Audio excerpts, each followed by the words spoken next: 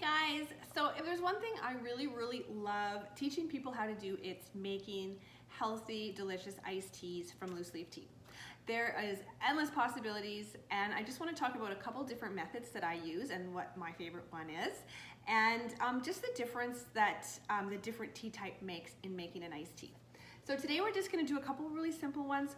We are going to make a strawberry iced tea out of our strawberry jam and fruit tea.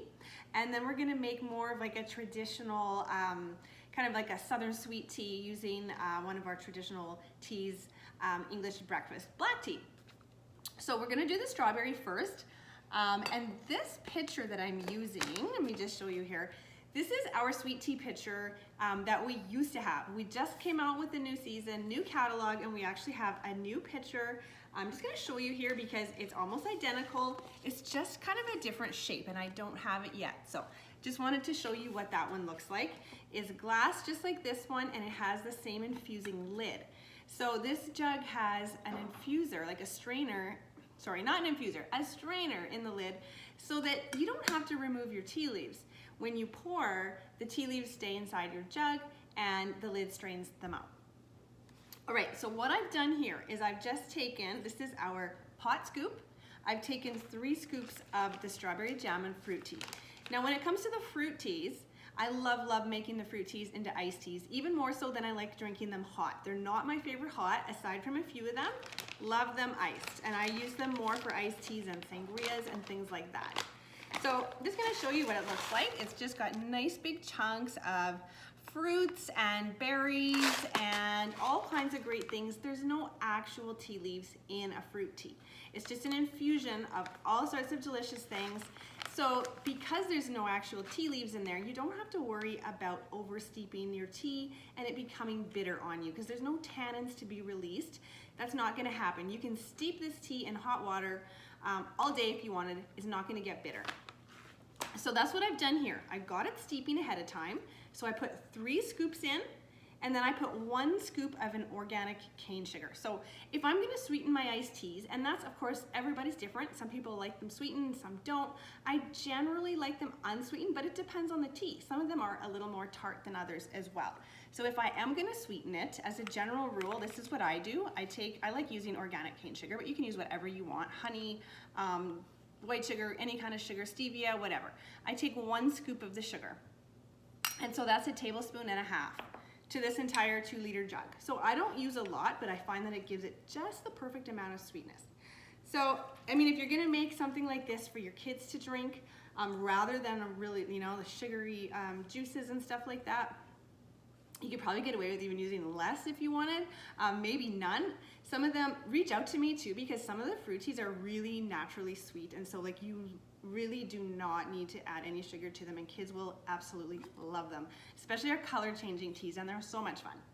So since this has been steeping for, I think I did about 20 minutes. Now, when you're using a hot steep method like this, basically you're covering your tea leaves with hot water, you're letting that steep for at least the recommended amount of steeping time on the bag. So this is 4 to 5 minutes. So you wanna let it steep at least that long. But with the fruit teas, you could let that steep for an hour. This has been steeping for about 20 minutes. So it's a nice, strong concentrate. So now I'm just gonna add my ice in there, and then it's ready to drink. So the hot steep method is a quick steep method, and it's the way to make yourself a nice quick cup or pitcher of iced tea. Okay, so some of that ice is gonna melt in there into our hot water. And then I'll just fill the jug up with a little bit more cold water, and it's ready to drink. So really quick, really easy. If I wanted to, I could add some lemon slices to that or some frozen fruit pieces, and it's good to go. Instead of adding water, I could have got creative. I could have added in some sparkling water. I could have added in a bottle of wine. You can do all kinds of things, and I have lots of recipes to share with you guys. So anyways, that is our strawberry jam and fruit tea, and this one is awesome because it tastes like fresh strawberries. It is so good. Okay, so now I'm going to make our more traditional, like a southern sweet tea. And to make that, we're gonna use this tea here, and this is our English breakfast black tea. So a traditional black tea.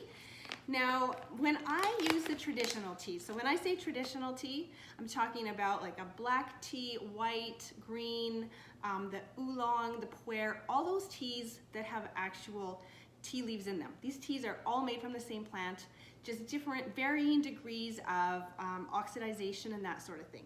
So the black teas are nice and bold. This is if you want to make an iced tea that's going to have that real traditional tea taste. So I especially love the black, green, and white teas for this. Well, actually all of the ones that I mentioned, they are excellent. And if you want to have flavor, then you just use one of the flavored teas. Like we have a maraschino cherry black tea. We have a blueberry black tea. We have a raspberry oolong tea. We have a strawberry green tea.